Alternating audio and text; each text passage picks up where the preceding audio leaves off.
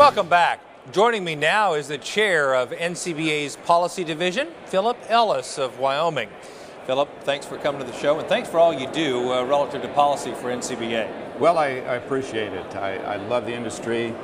Family rancher for several generations. It's our living, and so I'm glad to volunteer my time. Well, let's get down to business. As you think about 2013, what are some of the key policy wins for NCBA over the last year? We did have some policy wins that are important to us back on the ranch. The reauthorization of the DUFA, Animal Drug User Fee Act, by Congress and signed by the President in June. Important to the development of animal health products that we use every day on our family ranch. That was a big one. We had expanded trade access to Japan that enhances our markets, our global presence.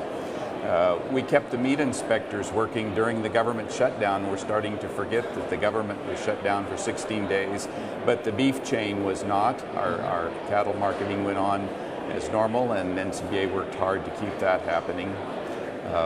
We've had some movement in pushing forward on some Western lands issues, important out to where I ranch and to many of our members on the Grazing Improvement Act and the catastrophic fire legislation. And Kevin, there are some good things in the Farm Bill. There's permanent disaster relief. We kept EQIP in there and the conservation title enhanced. So there's some good things in the Farm Bill. Well, let's talk about the Farm Bill. Obviously, we certainly didn't get the Farm Bill that we wanted. Is that fair to say?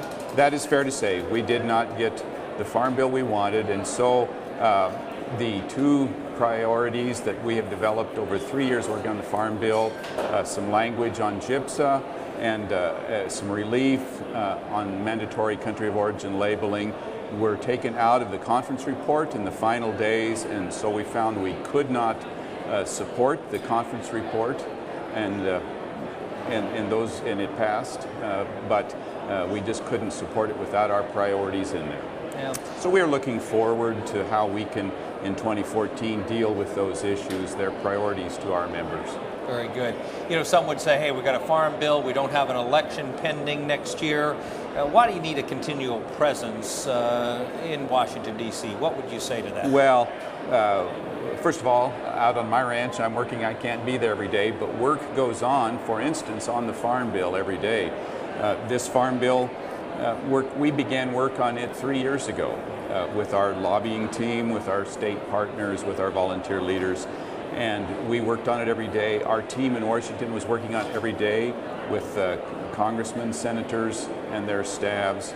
And beyond that, Kevin, there are regulations. Even if Congress is not doing much, there are regulations in EPA and just other agencies that we need a team there watching what's happening in government so we can keep productive on the ranch. Yeah, that's a really good point, and appreciate, again, all you do. I think there's a lot of job security, right? There's always something happening in Washington, D.C., and we need our presence there. As a volunteer leader, I am glad to be participating in the process and working with our team in D.C. Very good. Philip Ellis.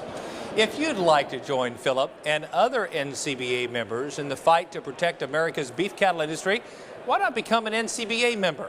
It's easy to do. Just visit the website, beefusa.org, or you can call us at 1-866-USA-BEEF.